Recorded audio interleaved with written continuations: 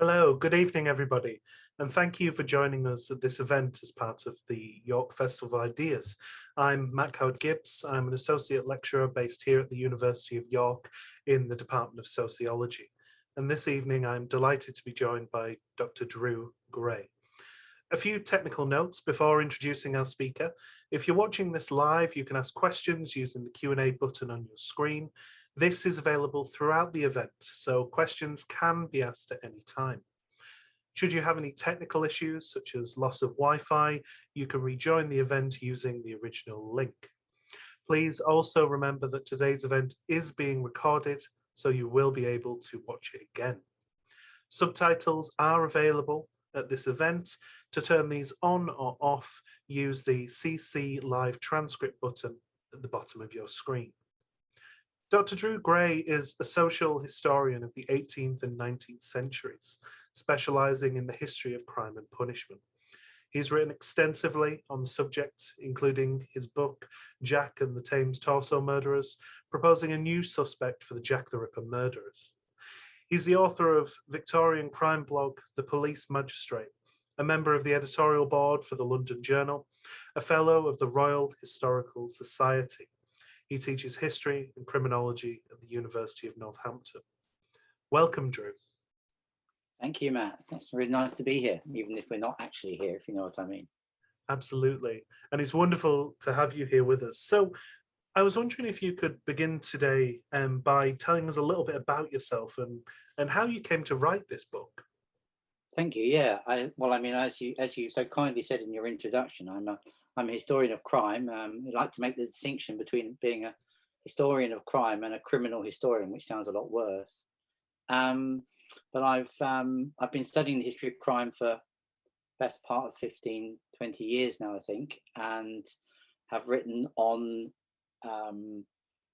so from my PhD, which seems a very long time ago, looking at the role of magistrates in the City of London in the 18th century, I've kind of gone full circle, if you like, on that. I'm now looking at the role of magistrates in the 19th century London, which is, as you kindly mentioned, my blog, The Police Magistrate. But in that time, I've also got very interested in late 19th century London history. And you can't, in fact, it's one of the things people always ask you when you tell them you're a historian of crime, is to think about the Jack the Ripper case, which I'm sure we'll talk about this evening. But that is the other line, perhaps, of my interest. So magistrates right at the bottom of the criminal justice system, and then murder and mayhem, which is often the thing that attracts people into the history. And that's kind of how I got into writing this book for Thames and Hudson. Wonderful. And you're talking here then about murder maps, and what I found reading through it is that murder maps takes a global perspective. And I was wondering if you could tell us a little bit about why that global perspective is important for the book.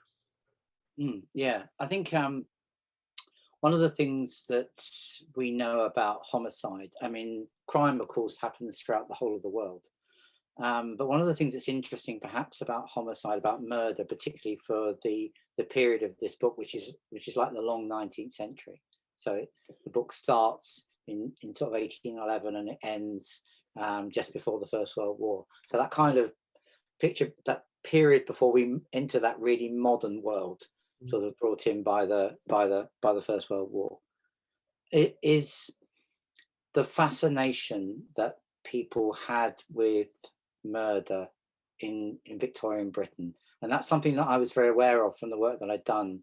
I wrote a book called London Shadows, which is really about the late 19th century capital.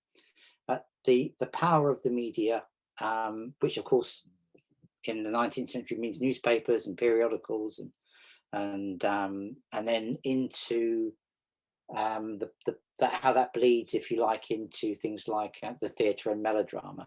So people are really fascinated about that. And it was very quick when I started looking around with murder maps, and the editorial team at Thames and Hudson was actually, that fascination goes all around the globe.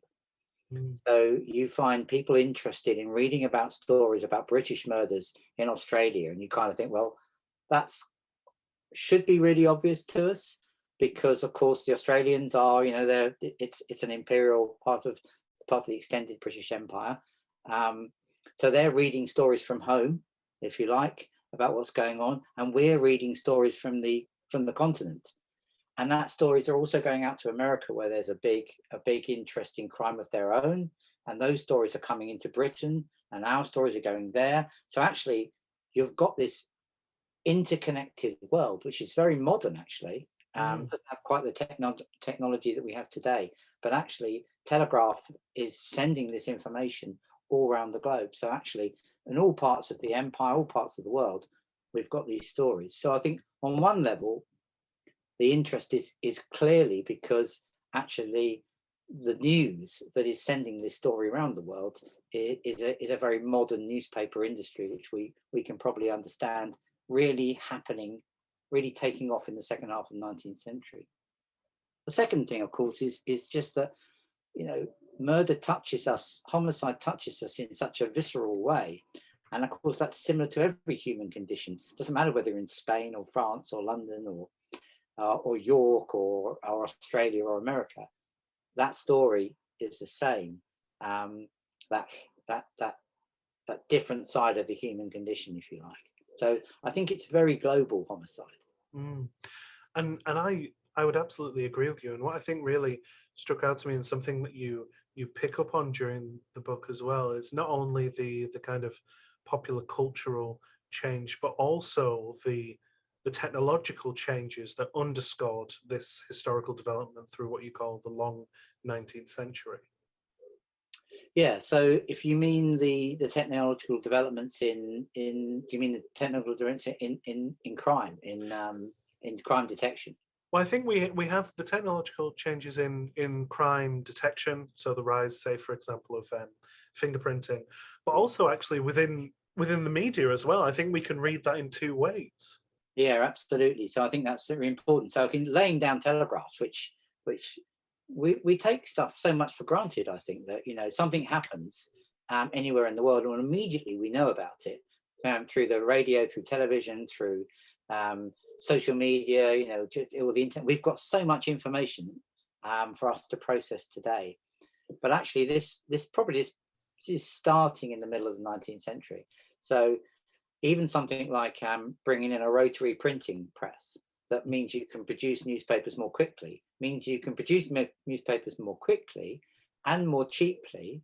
And then when you develop something like a railway, you can send them up and down the country much more quickly and across continents more quickly. So people who are 100 miles away can get news of what's happening in some distant place in a way that probably wouldn't have been happening much before the birth of railways.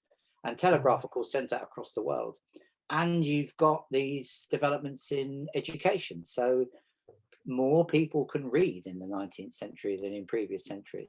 And increasingly, by the end of the century, more people can read. So newspapers are cheaper. There's more of an audience for them. You can disseminate that news much more quickly. And then you start to have things like images as well. So towards the end of the century, photographs, but you know, throughout the century, these wonderful woodcuts and other prints of images of crime and murder, which a lot are in the book, of course, which really bring it into your home. So I think it's those sorts of developments. There's a lot going on there. Absolutely, and it speaks in some ways to this reduction of space almost, and how interconnected we all are as a society, and that again draws on these kind of global perspectives. And I think that makes me wonder, and me ask, why then is popular culture for you so important within this text? I think there's probably lots of reasons for why I find popular culture so interesting. I mean, one of the basic things is it is, as a social historian, I'm interested in people. And the way I see the world is through all these different, you know, all the different things that we're presented with, all these images and perspectives and opinions. And I'm kind of always interested in how people in the past got their news and what they thought about things. And it's very difficult, of course, particularly with what I would call, you know, the vast majority of people who aren't who aren't super wealthy, who aren't the elites, is they don't tend to leave us a record of what they say, but we can get a record of what they read and the sorts of theatre that they liked and the sorts of songs that they wanted to listen to, because those sorts of things survive. And you have to kind of ask yourself the question, well, would the newspapers have printed these sorts of things if nobody was interested in reading it? Especially the popular newspapers, the ones that reached a broader, I'm not talking about the Times here, I'm talking about newspapers that would have a wider demographic of readership. So would they print those sorts of stories if nobody wanted to read them, and most importantly for them, buy them? So that kind of tells us something. The popular culture that we can see surviving tells us something about the public and the interests of that public, just as, and perhaps we feel more uncomfortable about this, just as our popular culture tells us a lot about our society. Mm.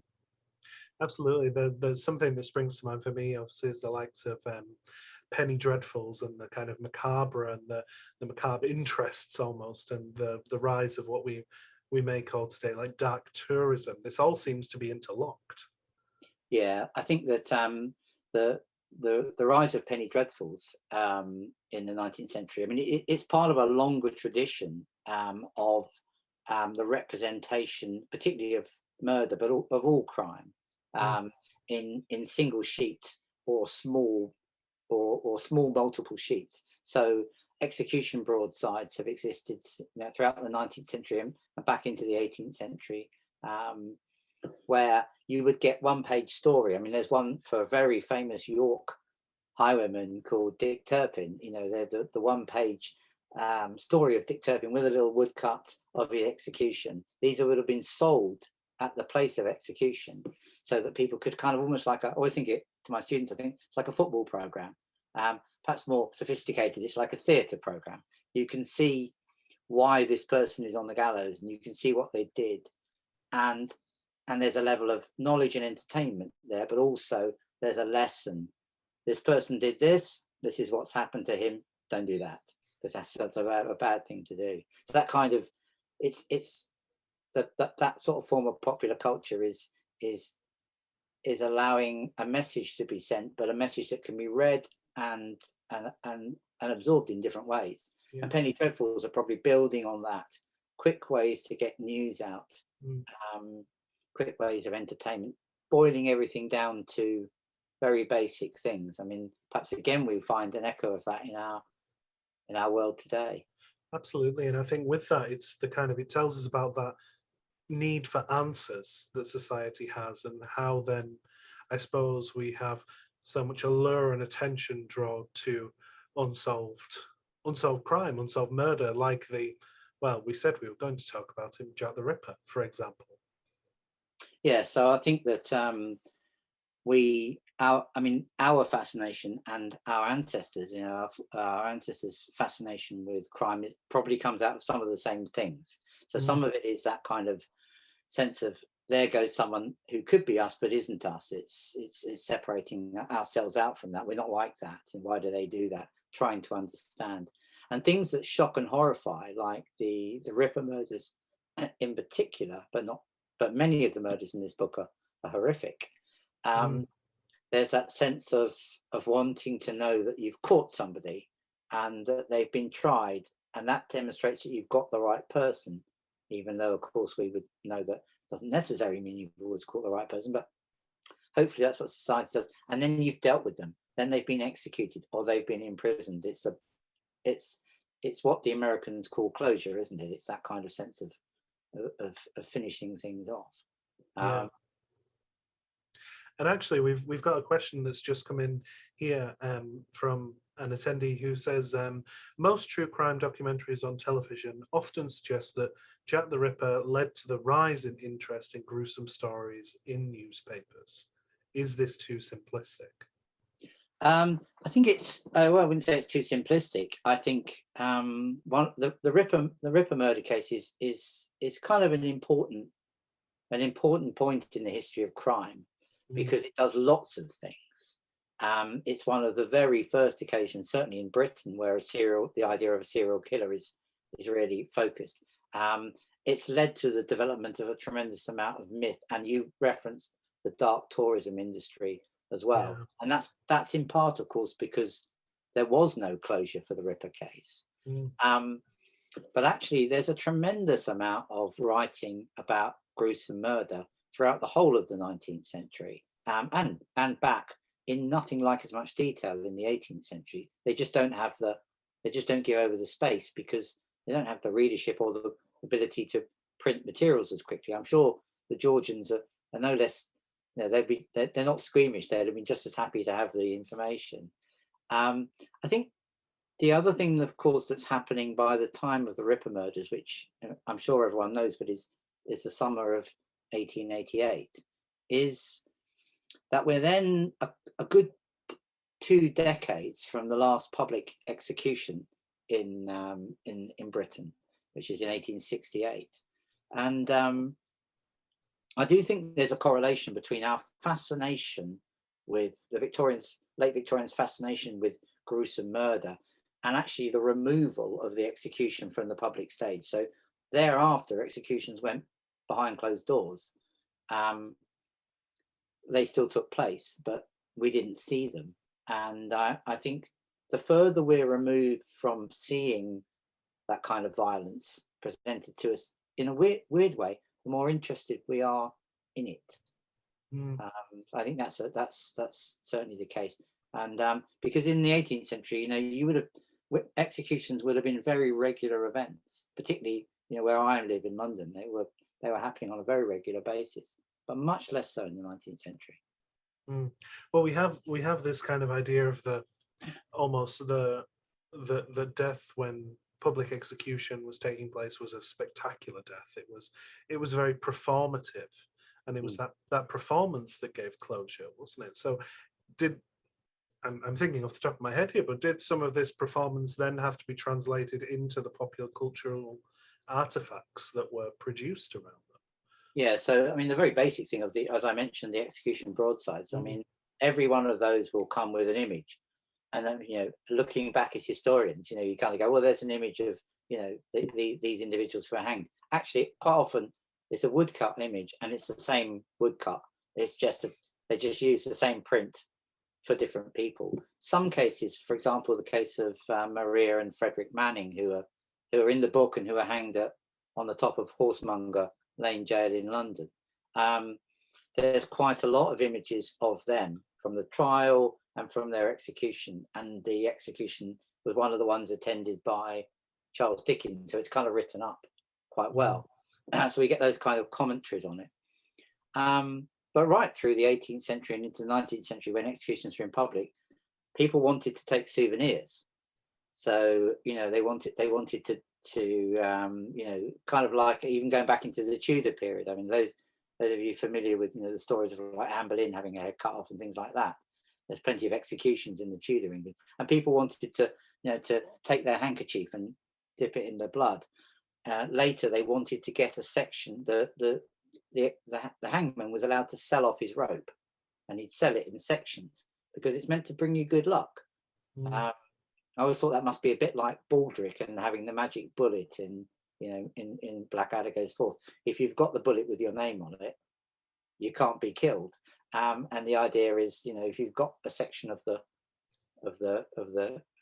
noose, somehow that's got some kind of properties. So that's quite interesting. Our mythic connection to death and to execution certainly is interesting. Yeah, and there's some really interesting questions coming in here as well around serial killers. Now, I'm going to combine two of them here. So we have one question coming in saying, were there any known cases of serial killers before Jack the Ripper, or did people not tend to join the dots? And then another question here asking, are serial killers found all over the world? And I think those two might nestle together quite well. Yes, I think they do. I mean, in the book, I was really interested to research the case of Joseph Vacher in France, who's kind of known as the French Ripper.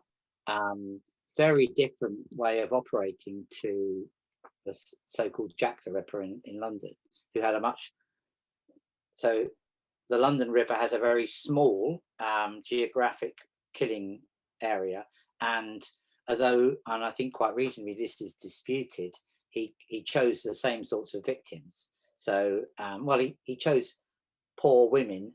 Whether or not they were prostitutes has been interestingly raised as a question recently. But they're certainly poor working class women out on their own at night, very vulnerable targets. Whereas Vacher moved across the countryside and he committed across the French countryside, and he killed men and women, and he performed sexual assault and all sorts of other things going on there. Exceptionally unpleasant person. So I think we do find serial killers in other parts of the world, and of course America in the 20th century, we've been very aware of a number of serial killers there. And I'm not an expert on modern American serial killers, and there's plenty of people who will talk about that at great length. But what I think is interesting is the point at which we can talk about serial killers. One of the things about the Ripper case, and one of the things for British history of crime that makes it important, another one of those moments, if you like, is that the police began to identify similarities between the killings. So actually, I mean, there's quite a lot of differences between the 5 canonical victims. But if you look, and certainly if you look at a wider range of killings you might attribute to him, because I think it is a him, then there are similarities. And that's because we're beginning to develop forensics. We've got a police force. We're beginning to be able to collect evidence. Now, there may well have been other serial killers in British history, but we don't have the ability to connect the dots between them. So, and we haven't got the science that tells us about modus operandi, so the particular way a killer operates. So it's quite likely that there have been serial killers right the way through history, but have we been able to identify them? I think that's the difficulty. So that you're really talking about the development of policing and forensics, which helps you to identify those particular killers. And something that really strikes me there is the importance of this why question. And I'm just wondering if how this kind of process of mapping may help us to unpack this why question. Yeah, I think one of the things I was interested with, and I know the team at Thames and Hudson is trying to understand motivations, which of course is really, really hard, especially with people in the past, and especially with people that have been executed, because they don't tend to tell you why they did something. And I know today a lot of the fascination around serial killers who've been locked up, particularly in the States, is to understand what it is they did in a way that we can then stop that happening again. Well, we've not been so good, I think, at understanding and stopping that happening again. But that's one of the difficulties. But it's one of my interests in the history of crime. I think that what we did find in terms of mapping was quite useful was to think about some of the context. So domestic, so wife, and unfortunately it's generally women being murdered by their husbands, but also wives killing their husbands. It's dominated the other way, and some of that comes out of domestic violence, with long histories of domestic violence. Sometimes it's more instantaneous. Jealousy, and those love tangles. So what things that we might put into that domestic love sort of element, which makes sense. Yeah. Then clearly there's a whole set of motivations around greed. So whether that's killing somebody to steal their money, so in part of a burglary or a highway robbery, as we might understand it, or whether that is killing somebody to get hold of insurance money.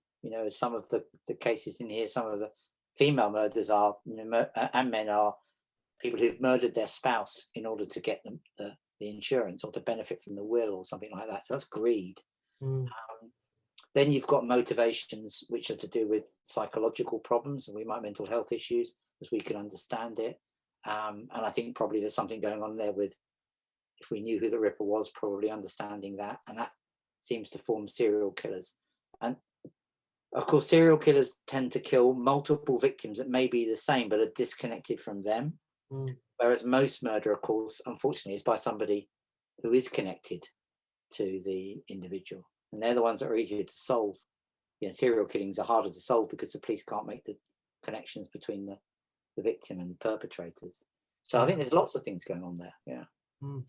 And I suppose with that, I think it leads me to this question of do we want, or do we need, might be a better word, do we need our murderers to be monsters? Do we need them to hold this monstrous identity? Yeah, I think we prefer it. I think we struggle with killers who are just the same as us. I mean, it's one of the things about terrorism that is so terrifying is when you reveal the picture of a terrorist who just, you know, done a terrible outrage, and they just look like some guy you could have passed on in the street or on the bus or on the tube. That's what makes them so scary. Surely they ought to look demonic. They've hatched this terrible plot to kill people, and I think we've dressed up characters in the past as monsters Mm. uh, when they're serial killers. But then you know, we don't know who the Ripper was, but the Ripper, we imagine the Ripper looking as, you know, he's been dressed up as this kind of monstrous character in all the ways in the films want to present him like that, when actually he probably looks very ordinary. And that's how he was able to get away with it, in just the same way as someone like Peter Sutcliffe was able to, you know, have a devastating um, uh, many years of being able to kill almost with impunity, because he kind of just fitted into his community and didn't look particularly different. So yes, we want our killers to be monsters, because then it's able to say, well, I'm not like that, you're not like that, everybody decent that I know is not like that, but they're a monster, when the reality is sadly quite different. In some ways, it seems like it's attempting to create an us and them in that sense, which leads to a really wonderful question here um, around, is there a reason why multiple serial killers are called the Ripper? Um, Yeah, no, that's a great question, and it always comes back to, I want my students to discuss, why is he called Jack? You know, because Jack is a Jack the lad, Jack in a box, Jack of all trades. Jack is this kind of like useful name you give to something which has no name or is everything really. I think the Ripper case is the Ripper um, tag.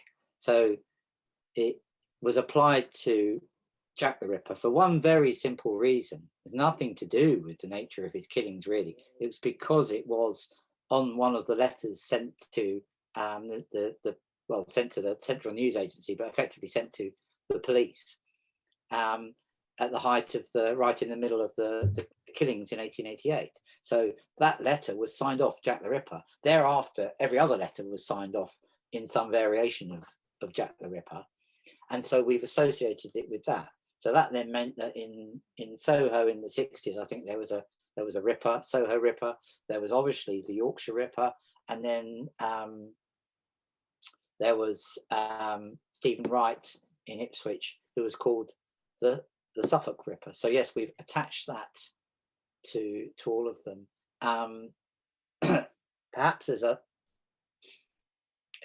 it's all part of that demonizing process, but also I think that's the the Jack the Ripper letter that was sent to the police was almost certainly sent by a journalist to build that frenzy of intense interest about it.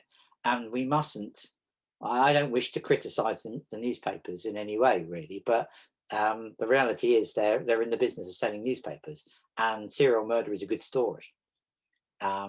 So they want to keep it in the focus, and you know, you're going to create more headlines by putting, you know, Ripper at loose in Ipswich than you are talking about man kills prostitutes, because that's not quite the catchy headline that you're after. and I suppose there's something here again about the villainization, or the deviance of that, and the preying on more vulnerable members of society, for example, like shipmen, preyed on very vulnerable members of society as well. Yeah. Well, I mean, I was asked the other day what I thought, what I really felt my historical research was kind of culminating in, you know, where I'd got with it. And I think I'm a historian of, you describe me as a social historian, and I'm a historian of crime, but I'm really interested in the marginalized. I'm really interested in the vulnerable. And because that's where you find people on both sides of the dock in a criminal court, actually. I mean, you know, it's quite easy to actually see some of the people not prosecuted for murder, but prosecuted for minor crimes like theft, for example, in the 18th and 19th century, as actually the victims of society. You know, that's not to absolve them of everything that they did. I think that when we come to look at these sorts of cases, you're looking at the ways in which vulnerable people are often preyed upon by other people, and sometimes disturbed people. So, you know, there are cases in here of young women who've been tricked by unpleasant men, you know, for sexual or financial gain. There's women who kill children, you know, couples that kill children, the baby farming cases, but particularly unpleasant ones in Australia, of baby farmers who are, you know, who are taking in children off of vulnerable women who've had to kind of give them up to avoid the taint of having a child out of wedlock, and then killing those children and taking the money. And there's well documented cases in this country and in other parts of the world.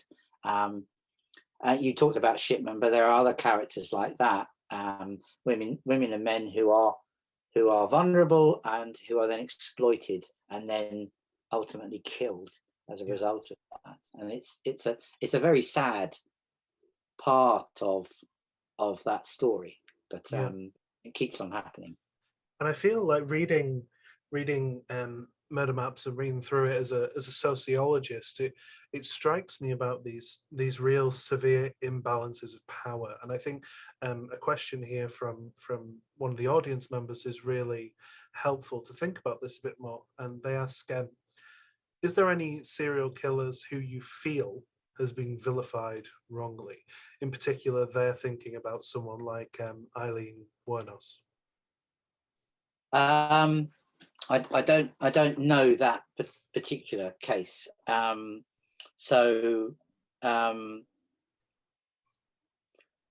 think there are murderers. There are certainly murderers in this book. I wouldn't say serial killers, but there are murderers in this book who are I think unfairly dubbed as such. But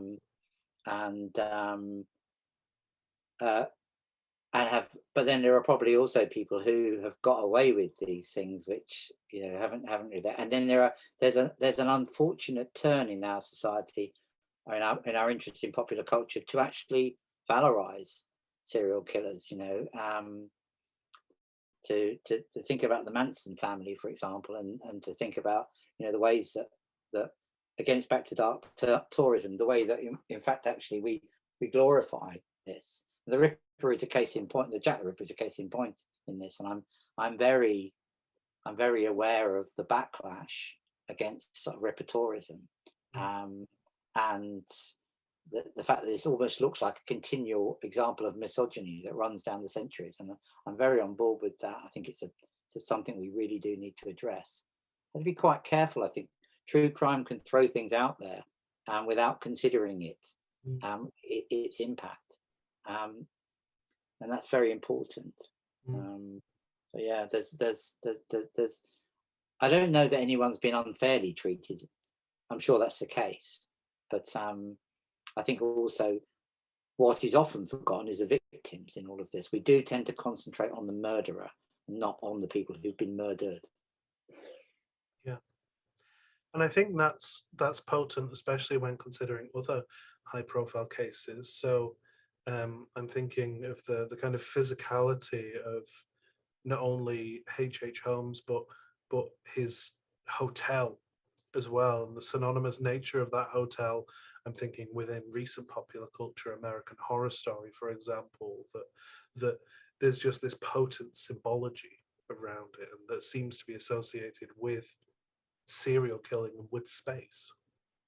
Yeah, I mean, when I first met with the Thames and Hudson team, the key editor there, was really keen on the H. Holmes.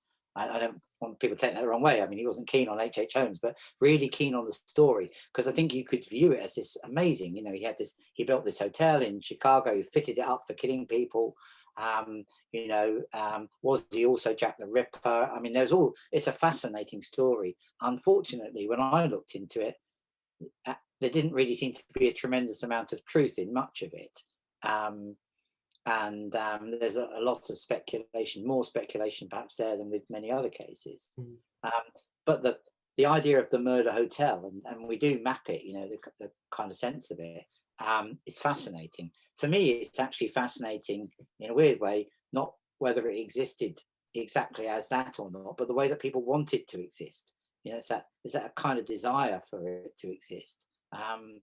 I'm personally not a fan of those sorts of horror films where, you know, a group of young people discover a deserted building in the woods, and into the front door, and then the door slams shut behind them, and you kind of think, why just don't go there.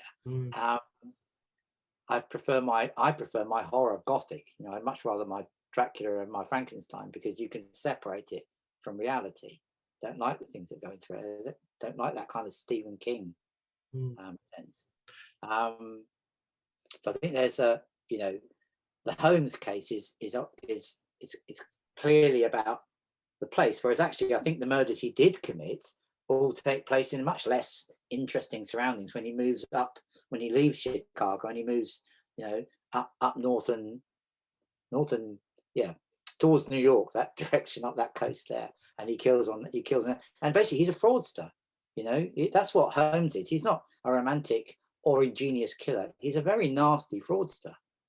That's the story of Holmes, but that's not quite such an interesting story as, you know, building this haunted house sort of thing.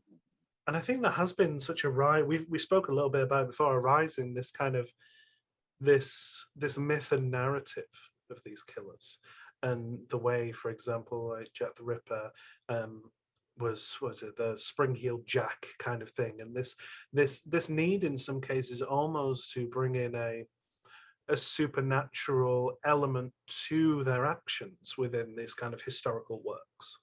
Yeah, and I think there's an interesting thing there, which is often when the killers are killing women, there's a sense that the murderer has to have some special abilities, you know, that you can almost look up to, you know, in a weird kind of way, in a rather unpleasant. I find it quite an unpleasant way to look at things. But I guess it works quite well if you're not catching the killer. Then, you know, what are the police doing? He must have supernatural powers. He must have this ability to disappear, and that makes it more frightening. That's fueled by the media. It's fueled by media criticism of the police, and we've seen that in modern times as well as in the Victorian period. When the reality is just serial killers are extremely difficult to catch. Particularly in an age where we don't have fingerprinting until the 1890s. I think people need to, you know, it's not really effective until the 20th century. For the whole length of this book, you don't really have fingerprints, no DNA, no CCTV. Yes, there's a tremendous lot of work going on in crime scene realization, understanding the crime scene, photographing the crime scene. One of the strongest, I think, images in this book are of crime scene photos. But they're in understanding how you might try and find clues about the killer and making those patterns between one form of killing that will give you the clues to another and how you might catch somebody. But actually, the most effective way to catch a murderer in the 19th century is catch them in the act. And of course, that's such a rare thing to happen, that's why it's so difficult. So you rely on the fact that most people kill their husbands or their wives or their children or their employees or their employer or their close friends. So the first person you ask if a body turns up in your house is somebody who lives in that house. You know, that's, you know, if my wife was found murdered, God forbid, it would be me the police would be asking the difficult questions of first. Yeah. And I think we're just carrying on from this idea of kind of villainization, romanticization, catching. We've had another really interesting question here about the romanticization of serial killers. Obviously, Jack the Ripper with Ripper tourism, but also people like Bundy, etc., and I suppose to an extent as well Charles Manson, and how they almost become these romanticized or fetishized figures. Well, that to me is right in the popular culture of the 19th century, coming right the way through into the 20th and into our own century. So tremendous film the other day. I mean, it's not a new film, but the Zodiac Killer, the Zodiac, was shown, I think, on the BBC the other night. Really, really good film. But let's face it, why do we know so much about the Zodiac case?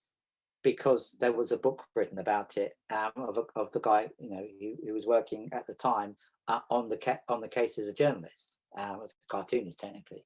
But that story comes to us because it comes out through the media, and it's presented in that way. And I think that, you know, you attach the, you know, even recently, you know, Manson is characterized in a recent Hollywood movie. Once Upon a Time in Hollywood? So it's characterized in that. So you've kind of got this continuing use of these things, and every film about Jack the Ripper, every movie about Jack the Ripper, pretty much has the same wrong story. So it has the basic killings, but it adds it into a royal conspiracy theory or something like that, which doesn't bear any relationship to the reality, but it makes a good story. Yeah. You know. And I think there's something quite here, and something that I know. So a lot of my own work looks at playfulness and pleasure, and there almost seems with some of these cases. You mentioned Zodiac, particularly, and Jack the Ripper, and all these unsolved murders. There does seem to be this kind of ludic element, this kind of enjoyment in the whodunit, or trying to crack the code, and that kind of allure that comes from that more, I suppose you may say, playful engagement.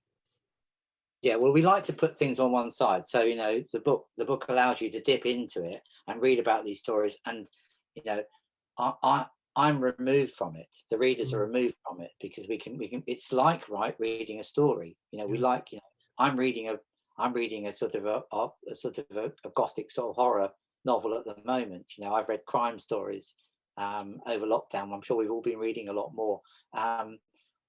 We like those mysteries. We like to try and work out what's going on. So it's not for nothing that our TVs are full of Midsummer Murders and Poirot and you know, Sherlock Holmes. These are the things which interest us. We also know that, generally speaking, there's a good outcome, that the bad guys will get caught at the end of it. So it's reassuring to us as well. So, and it worked for the Victorians as well. The murder stories work like that. You know, something terrible's happened.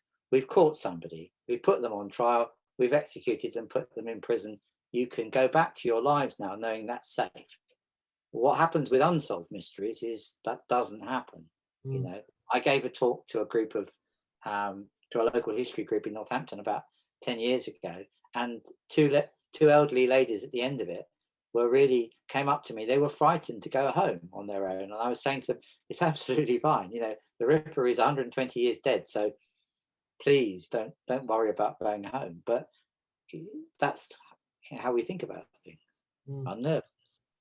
And I think we've seen this in popular culture as well, in the way this television has been reframed. So I'm thinking back a bit historically now, but for example, we had TV shows like The Bill, etc. But now we seem to be moving more towards these shows that center the serial killer, the likes of, I don't know, Criminal Minds or Bones, or these more American dramas, and are moving away from the catching to more of that fascination with the killer.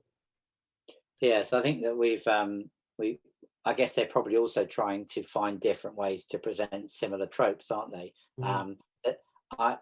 There's a lot of supernatural coming into things. So there's been lots of series recently which kind of mix the Victorian with supernatural. So I'm thinking of things like The Nevers, which is a new series, and in fact, Penny Dreadful, which was a Yeah, series absolutely. which is very interesting but kind of bizarre. Mm, And we've got a very big appetite, it seems, not everyone, of course, for if not for schlock horror, for things which are quite unpleasant and a bit like the 19th century newspapers as a society, that perhaps our entertainers are having to find new ways to shock us and to keep us entertained. Whereas it's interesting actually because I recently watched, and it's not a crime thing, well, not entirely, Tinker Tailor Soldier Spy from the 1970s. They re-showed that yeah. on the BBC, and very little, if any, special effects. Fairly no unpleasantness other than the nature of spying, but just extremely well scripted and well acted drama, which Mm. keeps you interested without any of those special effects. It's interesting. I think perhaps some of our entertainers have lost the sense that we are intelligent and we don't just need to be shown bang something bizarre. We can actually cope with something a bit more cerebral. Because I Um, think something that strikes me here as well is obviously you run up to the period of 1911, and obviously that about butts onto the start of the First World War. It's around the time of the sinking of the Titanic. That's all happening around that period, and there's just so many other forms of death, from war, yeah, from natural death, from obviously we're in the period around the Spanish flu. Why murder? that's a good question. I think, especially in the world we're living in at the moment, we've gone 100 years from the so-called Spanish flu to the current global pandemic, and we're so removed these days from death. But perhaps actually many of us have experienced that a lot more close to home than perhaps we would have done. It's on our TV, the news updates every day pretty much. We're being made to think about it. I think probably our Victorian ancestors were much more familiar with death. They would see dead bodies more often. It was more common to have a body laid out so people could see it.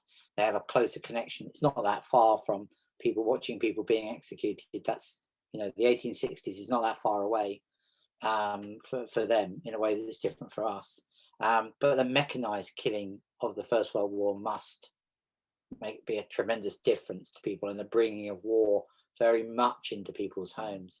But the American continent's gone through a tremendous you know period of what, several years of intense killing during the Civil War, Mm, which really must have impacted people's lives. And the Napoleonic Wars in Europe were were pretty powerful in bringing these things up. I don't think it's that different. I don't think we're that modern, really. So I think homicide, murder remains constant through all of that because again, it's different. yeah. It's war is sanctioned killing. You're fighting for a higher purpose. If you have to kill your enemy, it's kill or be killed, and you're doing it for God or your queen or whatever, or even for the pay. But that's very different from murdering somebody, um, which I think we generally find horrific, Mm. in a different way. Because that's very interesting. Because it was remembering, I think it was a book I read a couple of years back now about the Perry Points and the executioners who almost have this more warlike sanctioning of killing, of murder in that sense. Yeah. So yeah, do you mean Albert Pierpoint, the Pierpoint, that's it. Yeah, yeah. Sorry, yeah, yeah. It's interesting. I think Pierpoint took took his vocation very much to took great pride in mm, making sure that whilst he was turning people off, he was killing. He was doing it. He was doing a job, and he was doing it with the minimum amount of stress to them. Very different from executioners in the past. So I imagine some of them, Marwood or wherever, some of the more famous murderers in the past will have thought about what it was that they were doing, and they had to live with that. At the end of Albert Pierpoint's life, I mean, he did struggle with his mental health as a result of that. mm, Um, but it's him they call upon, of course, during the Second World War to dispatch those found guilty and sentenced to death at the Nuremberg trials. And again, he talks about doing that with dignity to those individuals, and once they've been killed, respecting their bodies, which you kind of think, when these are people who did horrific things, why do you care? But for him, they've paid their price. Sentence has been carried out. So it's Yeah. kind of interesting, I think. Yeah. I wouldn't want to do it. I think there's a really interesting overlay here, and I think actually this links in very nicely with a question here in the Q&A about what your thoughts are on the closure of Madame Tussauds' Chamber of Horrors. Well, I think it's both understandable and a shame, but then I'm not a fan particularly of Madame Tussauds. I do remember going there as a child, and probably, aside from the Nelson Trafalgar thing, because I was absolutely obsessed with Nelson when I was a kid, I think the Chamber of Horrors held more interest than some of the other things. But I'm more interested in the imminent closure of the Jack the Ripper Museum in Whitechapel, which I think is a very good thing to be closing. And I'm also more concerned, not so much with the Chamber of Horrors as with the London Dungeons and its depiction of some of its things. I went there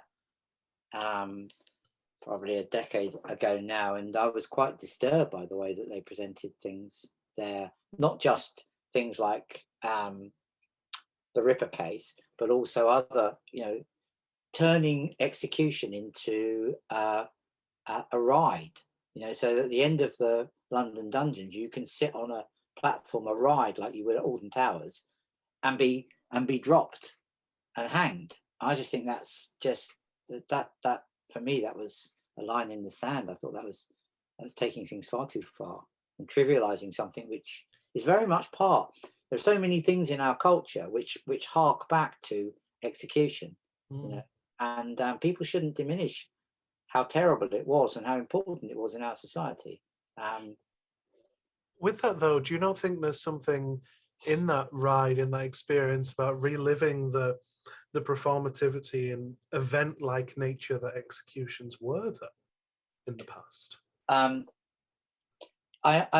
get that on one level, but I just think it doesn't sit easily with me. I don't think you literally make money out of sensationalizing what was a form of a very cruel form of torture, because if we want to think that people who were executed for much of the time that hanging was in existence died quickly, we really need to disabuse ourselves of that notion. Some people took a very long time, very painful and very horrific way to die. It's not a quick death. And then I suppose, and this will probably have to be our last question this evening. So a final one from the chat, because I've witted on enough. Are crime dramas and crime stories modern fairy tales in the evil is punished and good triumphs? Well, in terms of the sense that they're modern, depends what you mean by modern. And as a historian, I'm not really going to get into that kind of discussion, having described the long 19th century.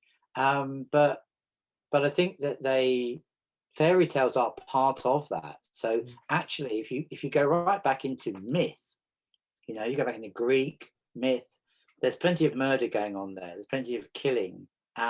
Actually, our fascination with it probably runs right the way through humanity, and probably those sorts of stories are all the way through. So they're an extension of